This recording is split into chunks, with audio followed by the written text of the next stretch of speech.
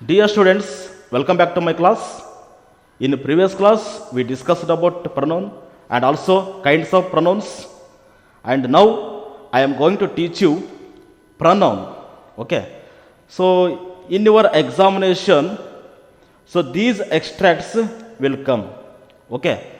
And also these two questions have been asked in the previous exams. Okay. And the question is, what do the numbered words in the following extract refer to? Okay.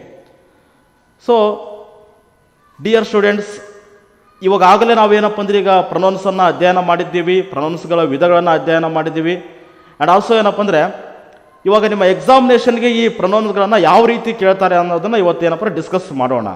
ಹಾಗಾದರೆ ನಿಮಗೆ ಯಾವ ಥರ question ಕೇಳ್ತಾರಲ್ಲ ಅಂದರೆ what do the numbered words in the following extract refer to ಅಂತಕ್ಕಂಥ question ನಿಮಗೆ ಕೇಳ್ತಾರೆ. Okay, ಅದರಲ್ಲಿ ಒಂದು ಎಕ್ಸ್ಟ್ರಾಕ್ಟನ್ನು ಕೊಟ್ಟಿರ್ತಾರೆ. ಸೊ ಆ ಎಕ್ಸ್ಟ್ರಾಕ್ಟಲ್ಲಿ ಏನಪ್ಪ ಅಂಡರ್ಲೈನ್ ಮಾಡಿ ನಿಮಗೆ ಆ ವರ್ಡ್ ಮುಂದ್ಗಡೆ 1, 2, 3, 4 ಅಂತ ಕೊಟ್ಟಿರ್ತಾರೆ.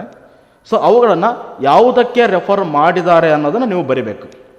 And also in your examination, so it will come for 4 marks. So 4 ಮಾರ್ಕ್ಸ್ಗೆ ನಿಮಗೆ ಇದನ್ನು ಕ್ವಶನ್ ಕೇಳ್ತಾರೆ. And you can easily get 4 marks. Okay, very easily ಅಂತ ಅನ್ಬೋದಿಲ್ಲ, ಬಹಳ ಸರಳವಾಗಿ ಏನಪ್ಪರ ಯು ಕ್ಯಾನ್ ಗೆಟ್ 4 ಮಾರ್ಕ್ಸ್. ಹೌದಾ, ಭಾಳ ಸರಳವಾಗಿ ನೀವು 4 ಮಾರ್ಕ್ಸನ್ನು ತೊಗೋಬೋದು. ಹಾಗಾದರೆ ಇವತ್ತು ಈಗಾಗಲೇ ಕೇಳಿರ್ತಕ್ಕಂಥ ಈ ಕ್ವಶನ್ಸ್ಗಳನ್ನು ಸೊ ಹೇಗೆ ಸಾಲ್ವ್ ಮಾಡೋದು ಅನ್ನೋದನ್ನು ನೋಡೋಣ ಇವಾಗ. ಓಕೆ, ಹಾಗಾದರೆ ಫಸ್ಟ್ ಒನ್ ಏನಪ್ಪ ಅಂದರೆ Kiran designs the trophies and handed over to the winners.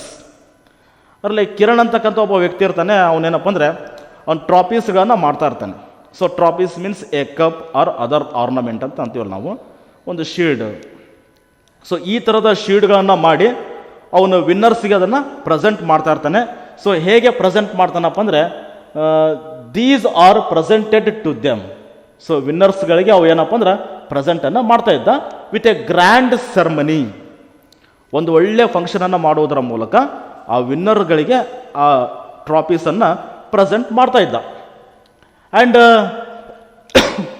ದೋ Kiran was not a sports man, his passion for designing the trophies are outstanding. And though Kiran was not a sportsman, but his passion was creating varieties of trophies in outstanding. ಬೇರೆ ಬೇರೆ ರೀತಿಯಾಗಿರ್ತಕ್ಕಂಥ ಟ್ರಾಫೀಸ್ಗಳನ್ನ ಮಾಡೋದು ಅವ್ನಿಗೆ ಏನಾಗಿತ್ತು ಹೇಳ್ರಿ, ಒಂದು passion ಆಗಿತ್ತು ಅವನಿಗೆ, ಅಂದರೆ ಒಂದು ಉತ್ಸಾಹದ ಕೆಲಸ ಆಗಿತ್ತು ಅವನಿಗೆ ಅದು. ಹೌದಾ, ಸೊ ಹೀಗಾಗಿ ಅವನು ಆ ಥರ ಟ್ರಾಫೀಸನ್ನು ಮಾಡ್ತಾ ಇದ್ದ.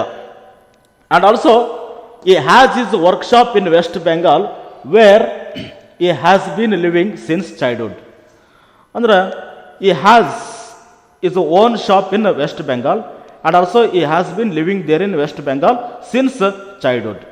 ಚಿಕ್ಕ ವಯಸ್ಸಿನಿಂದ ಅವನೇನಪ್ಪರ ವೆಸ್ಟ್ ಬೆಂಗಾಲಲ್ಲೇ ಜೀವನ ಮಾಡ್ತಾ ಇದ್ದಾನೆ.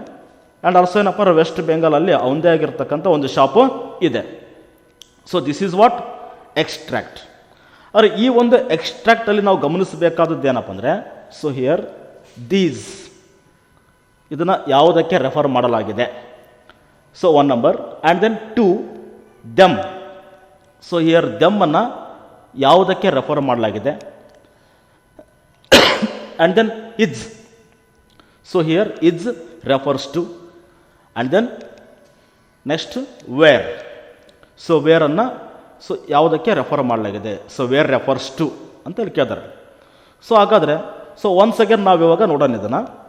So Kiran designs the trophies and handed over to the winners.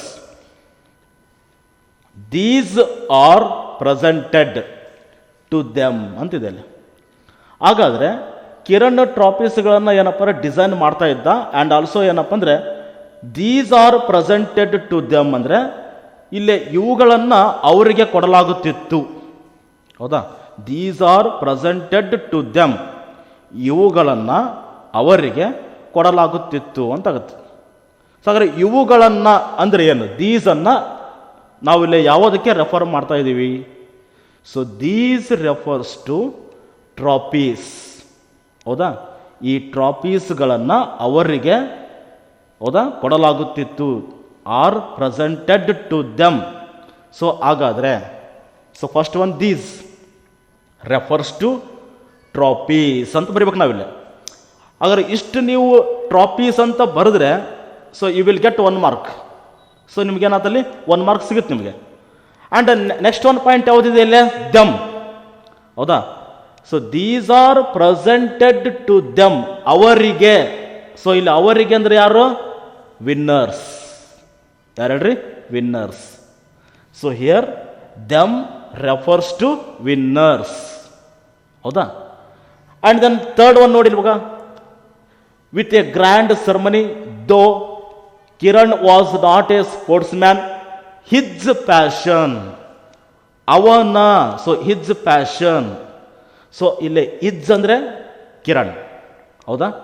So here is refers to Kiran. Is passion for designing the trophies are outstanding. ಒಳ್ಳೊಳ್ಳೆ ರೀತಿಯಾಗಿರ್ತಕ್ಕಂಥ ವಿಭಿನ್ನವಾದ ಟ್ರಾಪೀಸ್ಗಳನ್ನು ಮಾಡುವುದು ಅವನ ಒಂದು ಪ್ಯಾಷನ್ ಆಗಿತ್ತು. ಸೊ ಅವನ ಒಂದು ಪ್ಯಾಷನ್ ಮೀನ್ಸ್ ಕಿರಣ್ಣಿನ ಒಂದು ಪ್ಯಾಷನ್ ಆಗಿತ್ತು. ಹೌದಾ? So here his refers to Kiran. And then he has his own workshop in West Bengal where he has been living since childhood. ಹಾಗಾದರೆ he has an workshop and also he has been living in West Bengal since childhood. Okay, ಹಾಗಾದರೆ where means what? ಎಲ್ಲಿ ಅಂತಾಗುತ್ತೆ. ಹಾಗಾದರೆ ಅವನು ಎಲ್ಲಿ ವಾಸವಾಗಿದ್ದ? ಹಾಗಾದರೆ ಅವನ ಒಂದು ವರ್ಕ್ಶಾಪ್ ಎಲ್ಲಿತ್ತು? Look here, he has his workshop in West Bengal where. Okay, so where means here where refers to West Bengal. ಅವನ ವರ್ಕ್ಶಾಪ್ ಎಲ್ಲಿತ್ತು? ವೆಸ್ಟ್ ಬೆಂಗಾಲಲ್ಲಿತ್ತು. And he has been living since childhood where? West Bengal. So here where refers to West Bengal. ಆದರೆ ಇಲ್ಲೇ ಇರ್ತಕ್ಕಂಥ ಈ ಒಂದು ಎಕ್ಸ್ಟ್ರಾಕ್ಟನ್ನು ಭಾಳ ನೀಟಾಗಿ ಓದ್ಕೋಬೇಕು. ಹೌದಾ? ಓದ್ಕೊಂಡು ಅಲ್ಲಿ ಆ ಪ್ರೊನೌನ್ಸ್ಗಳನ್ನು ಯಾವುದಕ್ಕೆ ಹೋಲಿಕೆ ಮಾಡಲಾಗಿದೆ, ರೆಫರ್ಸಲ್ಲಿ ಯಾವುದಕ್ಕೆ ಮಾಡಲಾಗಿದೆ ಅನ್ನೋದನ್ನು ಸ್ವಲ್ಪ ನೀವು ಅಬ್ಸರ್ವ್ ಮಾಡಿದರೆ ಸೊ 4 ಮಾರ್ಕ್ಸ್ ನಿಮ್ಗೆ ಏನಪ್ಪ ಭಾಳ ಈಸಿಯಾಗಿ ನೀವು ತೊಗೋಬೋದು. Okay, right? ಸೊ ಇದು ಒಂದು ಐಡಿಯಾ ಬಂತ ನಿಮಗಿದು. ಆ್ಯಂಡ್ ನೆಕ್ಸ್ಟ್ ಒನ್ ನೋಡೋಣ ಇವಾಗ. Man has created many incredible invention and made amazing discoveries. ಹಾಗಾದರೆ ಮನುಷ್ಯ ಏನಿದಾನಲ್ಲ, ಸೊ ಈ ಹ್ಯಾಸ್ ಕ್ರಿಯೇಟೆಡ್ ಮೆನಿ ಇನ್ಕ್ರೆಡಿಬಲ್, ನಂಬಲಾಗದ, ಇನ್ವೆನ್ಷನ್, ಆವಿಷ್ಕಾರಗಳನ್ನು ಮಾಡಿದ್ದಾನೆ. And also made amazing discoveries, ಸಾಕಷ್ಟು ಸಂಶೋಧನೆಗಳನ್ನು ಮಾಡಿದ್ದಾನೆ. ಆ್ಯಂಡ್ ಸೊ ಆದ್ದರಿಂದ he has been able to lead a very easy and comfortable life. So ಇವುಗಳಿಂದಾಗಿ ಅವನೇನಪ್ಪ ಅಂದ್ರೆ ಬಹಳ ಈಸಿಯಾಗಿ ಸರಳವಾಗಿ ಅವನೇನಪ್ಪ ಅಂದರೆ ಉತ್ತಮವಾಗಿರ್ತಕ್ಕಂಥ ಜೀವನವನ್ನು ಮಾಡ್ತಾ ಇದ್ದಾನೆ. ಹೌದಾ? ಸೊ ಸಾಕಷ್ಟು ಆವಿಷ್ಕಾರಗಳನ್ನು ಮಾಡಿದ್ದಾನೆ, ಸಾಕಷ್ಟು ಸಂಶೋಧನೆಗಳನ್ನು ಮಾಡಿದ್ದಾನೆ. ಸೊ ಅವನೇನಪ್ಪ ಭಾಳ ಈಸಿಯಾಗಿ ಲೈಫನ್ನು ಲೀಡ್ ಮಾಡ್ತಾ ಇದ್ದಾನೆ, ವಿತ್ ಕಂಫರ್ಟಬಲ್ ಆಗಿ ಲೈಫನ್ನು ಲೀಡ್ ಮಾಡ್ತಾ ಇದ್ದಾನೆ. And Egyptians, okay, Egyptians were said to be the first to use glass. ಮೊಟ್ಟ ಮೊದಲ ಬಾರಿಗೆ ಗ್ಲಾಸನ್ನು ಬಳಕೆ ಮಾಡಿದವರು ಯಾರಪ್ಪ ಅಂದರೆ Egyptians. Okay, and they used it in a liquid form to glaze their ornaments. ಹಾಗಾದರೆ ಅವ್ರೇನಪ್ಪ ಅಂದರೆ ಒಂದು ಲಿಕ್ವಿಡನ್ನು ಯೂಸ್ ಮಾಡ್ತಾಯಿದ್ರು. ಓಕೆ, ಸೊ ಆ ಲಿಕ್ವಿಡನ್ನು ಯಾವುದಕ್ಕೋಸ್ಕರ ಯೂಸ್ ಮಾಡ್ತಾಯಿದ್ರಪ್ಪ ಅಂದರೆ to glaze. So glaze means ಮೆರುಗು ಬರೋದಕ್ಕೆ ಅಥವಾ ಹೊಳಪು ಬರೋದಕ್ಕೆ ಸೊ ಲಿಕ್ವಿಡ್ಸ್ಗಳನ್ನು ಯೂಸ್ ಮಾಡ್ತಾಯಿದ್ರು. ಆ ಒಂದು ಕಾರಣಕ್ಕೋಸ್ಕರ ಈ ಆರ್ನಮೆಂಟ್ಸ್ ಆಗಿರ್ಬೋದು ಅಥವಾ ಈ ಗ್ಲಾಸ್ ಆಗಿರ್ಬೋದು. ಹೌದಾ? ಸೊ ಒಂದು ಏನೋ ಒಂದು ಮೆರುಗಲ್ಲಿ ನಮಗೆ ಕಾಣುತ್ತದು. Okay, right? And it is one of the most useful materials man has made. ಹಾಗಾದರೆ ಈ ಗ್ಲಾಸ್ ಆಗಿರ್ಬೋದು, ಸೊ ಇವೆಲ್ಲ ಏನಪ್ಪ ಕೆಲವೊಂದು ಉಪಕರಣಗಳೇನದಾವಲ್ಲ, ಸೊ ಇವೇನಪ್ಪ most useful material man has made. So ಮನುಷ್ಯ ಮಾಡಿರ್ತಕ್ಕಂಥ ಒಂದು ಮೋಸ್ಟ್ ಯೂಸ್ಫುಲ್, ಸಾಕಷ್ಟು ಉಪಯೋಗಕ್ಕೆ ಬರುವಂತಹ ವಸ್ತುವಾಗಿದೆ. ಹೌದಾ? So glass. ಸೊ ಹಿಯರ್ ಈ ಒಂದು ಎಕ್ಸ್ಟ್ರಾಕ್ಟಲ್ಲಿ ಸೊ ನಾವಿಲ್ಲೇನಪ್ಪ ಗಮನಿಸಬೇಕಿಲ್ಲ. ಸೊ ಹಾಗಾದ್ರೆ ಇಲ್ಲಿ ಇ ಅನ್ನೋದಕ್ಕೆ ಏನು ಮಾಡ್ರೆ ಅಂಡರ್ಲೈನನ್ನು ಮಾಡಿದ್ದಾರೆ. ಓಕೆ, ಸೊ ಇದಕ್ಕೆ 1 ನಂಬರನ್ನು ಕೊಟ್ಟಿದ್ದಾರೆ. And then next one they. So they ಇದು ಕೂಡ ಅಂಡರ್ಲೈನ್ ಆಗಿದೆ. And third one their, THEIR their. And fourth one it. Okay, so ಹಾಗಾದರೆ ಸೊ ಒನ್ಸ್ ಅಗೇನ್ ನಾವಿಲ್ಲಿ ಇದನ್ನೇ ಮಾಡೋಣ ಗಮನಿಸೋಣ. ಇವಾಗ man has created many incredible invention and made amazing discoveries. So he has been able to lead a very easy and comfortable life.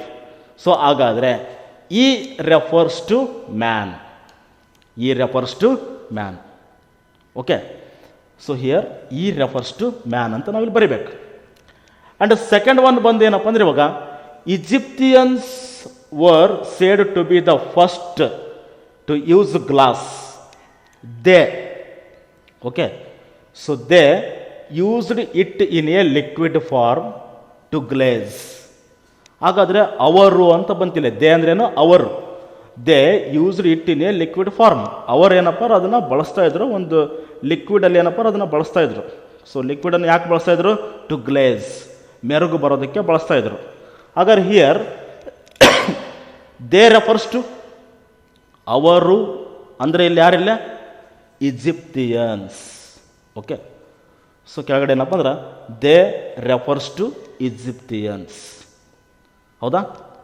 And then so used it in liquid form to glaze their ornaments. ಅವರ ಆಭರಣಗಳು, there ornaments. ಇಲ್ಲ, ಅವರ ಆಭರಣಗಳು ಅಂತಂದರೆ ಯಾರು ಹೇಳಿ? Egyptians. So here their refers to Egyptian. And then it is one of the most useful materials man has made. So it is ಅಂದರೆ ಇದು. ಸೊ ಇದು one of the most useful material, ಸಾಕಷ್ಟು ಉಪಯೋಗಕ್ಕೆ ಬರುವಂಥದ್ದು. ಹಾಗಾದರೆ ಇದು ಅಂದರೆ ಯಾವುದು? So here it refers to glass. ಹೌದಾ? ಯಾಕಂದರೆ ಮೊಟ್ಟ ಮೊದಲ ಬಾರಿಗೆ ಗ್ಲಾಸನ್ನು ಉಪಯೋಗ ಮಾಡಿದ್ರೆ ಯಾರು? ಈಜಿಪ್ತಿಯನ್ಸ್. ಹೌದಾ? ಅವ್ರೇನಪ್ಪ ಲಿಕ್ವಿಡ್ಸ್ ಅವೆಲ್ಲ ಏನಪ್ಪ ತೊಗೊಂಡು ಆ ಲಿಕ್ವಿಡ್ಗಳ ಮೂಲಕ ಅಲ್ಲಿ ಏನೋ ಒಂದು ಕೆಮಿಕಲಿಂದ ಅವ್ರೇನಪ್ಪ ಅದಕ್ಕೆ ಮೆರುಗನ್ನು ಕೊಡ್ತಾಯಿದ್ರು. ಸೊ ಹೀಗಾಗಿ ಏನಪ್ಪ ಅಂದರೆ ಸೊ ಇಲ್ಲಿ ಅದು ಇದು ಏನಪ್ಪ ಅಂದರೆ ಬಹಳ ಉಪಯೋಗಕ್ಕೆ ಬರುವಂಥದ್ದಾಗಿತ್ತು. So which is made by man ಅಂದ್ರೆ ಸೊ ಮನುಷ್ಯ ರೆಡಿ ಮಾಡಿರ್ತಕ್ಕಂಥದ್ದು ಅಂತಾಗುತ್ತೆ. ಸೊ ಅದಕ್ಕೋಸ್ಕರ ಇಲ್ಲಿ ನಾವು ಇಟ್ ಅಂತಂದರೆ ಸೊ ಅದೇನದು? Glass. So here it refers to glass. So ಈಗ ನಿಮಗೇನಪ್ಪ ಅಂದರೆ ಸೊ ಈ ಥರದ ಎಕ್ಸ್ಟ್ರಾಕ್ಟ್ಗಳನ್ನು ನಿಮ್ಮ ಎಕ್ಸಾಮ್ಗೆ ಏನಪ್ಪ ಕಂಪಲ್ಸರಿಯಾಗಿ ಒಂದು ಕೊಡ್ತಾರೆ ನಿಮಗೆ. ಸೊ 4 ಮಾರ್ಕ್ಸ್ಗೆ ಇರುತ್ತಿದ್ದು. ಇದನ್ನು ಭಾಳ ಕೇರ್ಫುಲ್ಲಾಗಿ ಸ್ಟಡಿ ಮಾಡಿ. ಆ್ಯಂಡ್ ನಿಮ್ಗೆ ಆನ್ಸರ್ ಅಲ್ಲೇ ಇರುತ್ತೆ. ಹೌದಾ? ಸೊ ಆನ್ಸರ್ ಅಲ್ಲೇ ಇರುತ್ತೆ, ಅದನ್ನು ನೀಟಾಗಿ ಅಬ್ಸರ್ವ್ ಮಾಡಿದರೆ ನಿಮಗೆ ಗೊತ್ತಾಗುತ್ತೆ. ಸೊ ಇದೇನು ಜಾಸ್ತಿ ಬರೆಯುವಂಥದ್ದಲ್ಲ, ಏನಲ್ಲ. ಸ್ವಲ್ಪ ನೀವೇನಪ್ಪ ಕಾಂಪ್ರಿಹೆನ್ಷನ್ ಮೈಂಡಿಂದ ಅದನ್ನು ಓದಿದ್ದೇ ಆದರೆ, ಏಕಾಗ್ರತೆಯಿಂದ ನೀವು ಅದನ್ನು ಒಳ್ಳೆ ರೀತಿಯಲ್ಲಿ ಗ್ರಹಿಸಿಕೊಂಡು ಓದಿದ್ದೇ ಆದರೆ ಸೊ ನಿಮಗೆ 4 ಮಾರ್ಕ್ಸ್ ಭಾಳ ಈಸಿಯಾಗಿ ಸಿಗುತ್ತೆ. Okay, right. Thank you.